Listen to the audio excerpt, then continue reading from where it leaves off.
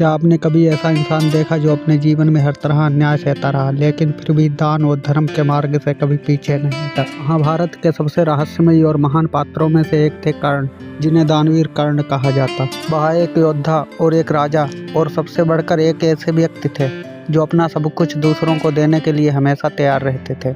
आज हम जानेंगे कि कर्ण कौन थे, उनका जीवन कैसा था और उन्हें दानवीर क्यों कहा जाता। वह कुंती और सूर्यदेव के पुत्र थे, लेकिन कुंती ने उन्हें जन्म के बाद नदी में बहा दिया।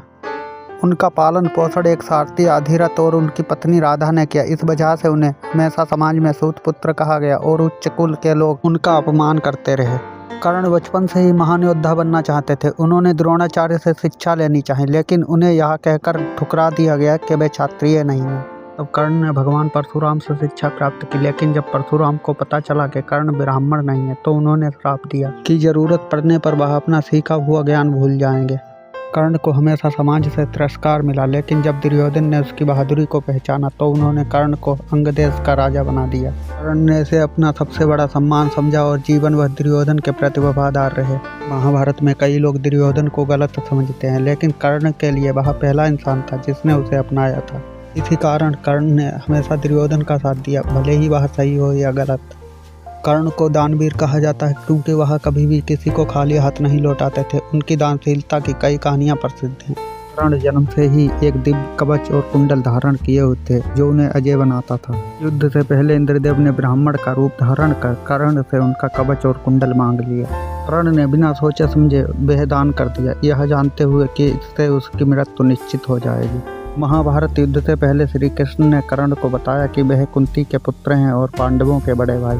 उन्होंने कर्ण से पांडवों का साथ देने का आग्रह किया, लेकिन कर्ण ने इसे अस्वीकार कर दिया। कर्ण ने कहा, मुझे जन्म से नहीं कर्म से पहचाना जाए। दुर्योधन ने मुझे सम्मान दिया, इसलिए मैं उसी का साथ दूंगा। कर्ण ने महाभारत युद्ध में अपनी पूरी शक्ति से युद्ध लड़ा। अर्जुन से उनका अंतिम युद्ध सबसे भीषण था। युद्ध के दौरान जब कर्ण का रथ धरती में फंस गया तो उन्होंने युद्ध के नियमों के अनुसार अर्जुन से लड़ाई रोकने को कहा, लेकिन श्री कृष्ण ने अर्जुन को याद दिलाया कि कर्ण ने भीमसेन के पुत्र घटोत्कच को तब मारा था जब वह निहत्था था।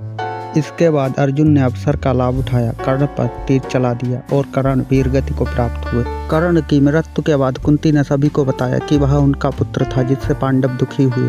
श्री कृष्ण ने स्वयं कहा कि कर्ण धर्म त्याग और वीरता में सबसे महान योद्धा थे। दानवीर कर्ण का जीवन हमें सिखाता है कि सम्मान धन या जन्म से नहीं बल्कि कर्मों से मिलता है। उन्होंने अपनी पूरी जिंदगी त्याग, मित्रता और दान में बिता दी, भले ही उन्हें अन्याय सहना पड़ा।